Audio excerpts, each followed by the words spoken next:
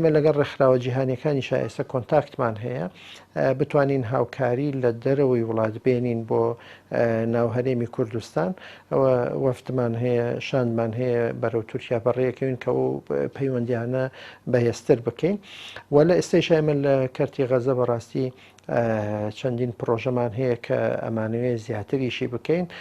ماوەی ئەم دوو ڕۆژە دەواازەکان کراوەتەوە لە ڕێی بازرگانەکانەوە ڕێگە درراوە کە خواردن و کەلوپەل ببرێتە ناو کەرتی غەزەوە بۆ ئێمە پرۆژەیەکمان هەیە بە هاوکاری خێرخوازان دیارە دابشکردنی هزار سەبەتی خۆراک لە کەرتی غەزە لەم چەند ڕۆژەیە کە دەواازەکان کراوەتەوە خواردەمەنی و کەلوپەل بچێتە ناو غەزەوە بۆیە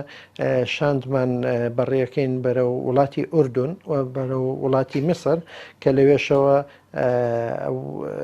کەلوپەل بکڕین خواردن بکڕین بە شاخینە